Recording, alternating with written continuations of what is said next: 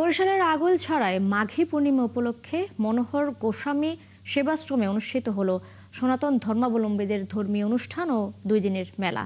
প্রতি বছর মাঘী পূর্ণিমায় ধর্মীয় অনুষ্ঠান ও মেলায় বিভিন্ন দেশ থেকে হাজার হাজার ভক্তরা মিলিত হয়। সকাল থেকে শুরু করে সারা রাত ধরে চলে ধর্মীয় সংকীর্তন ও আগত ভক্তদের মাঝে প্রসাদ বিতরণ। স্বপন দাসের তথ্য ছবিতে প্রতিবেদন। কালার এক্সপার্ট এবং ডার্ক স্যাপ সমৃদ্ধ অরিক্স অ্যাডভান্স ডিটারজেন্ট পাউডার আপনার লন্ড্রি এক্সপার্ট। একদিকে চলছে সনাতন ধর্মাবলম্বীদের ধর্মীয় সংকীর্তন, অন্যদিকে বিশাল এলাকা জুড়ে বসেছে গ্রামীণ মেলা। আর এই মেলা ও ধর্মীয় অনুষ্ঠান উপভোগ করতে দেশের বিভিন্ন এলাকা থেকে ভিড় করছে হাজার হাজার মানুষ।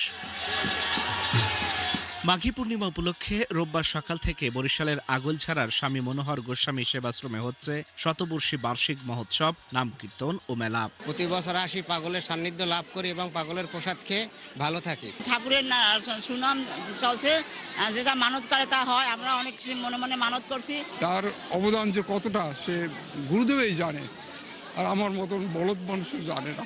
এই আশ্রমে যে ভক্তবৃন্দ আছে সবাই মনের বাসনা পূর্ণ হয়। যে মানত করে পাগল তার মনের বাসনা পূর্ণ করে। এখানে আমি অনেক 5 বছর ধরে আসি, আমার এখানে ভালোই লাগে মেলা আসলে। মেলা উপলক্ষে পসরা সাজিয়ে বসেন দোকানিরা। মূল ধর্মীয় অনুষ্ঠান 2 দিন হলেও মেলা চলে 3 থেকে 4 দিন পর্যন্ত।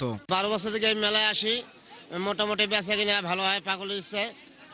আমরা এই জন্য আসি প্রতি বছর। অনেক লোক সমাগম, বেচা কিনাও ভালো এবং কর্তৃপক্ষের পরিবেশও ভালো। আমি এখানে 20 বছর পর্যন্ত আসি, এখানে বেচা কিনা অনেক ভালো। দোকানিরা জানান প্রতি বছর এখানে দোকান নিয়ে আসেন তারা। রাত বাড়ার সাথে সাথে বাড়তে থাকে লোকজন, বেচা কেনা চলে গভীর রাত পর্যন্ত।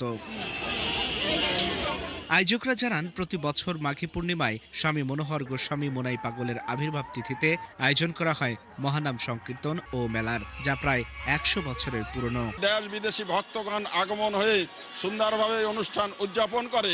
উভয় আমাদের এই যে মেলা অনুষ্ঠান আছে, আজকে কালকে 2 দিন আমাদের কাগজ কলমে, কিন্তু প্রায় 7 দিন কেটে যায়।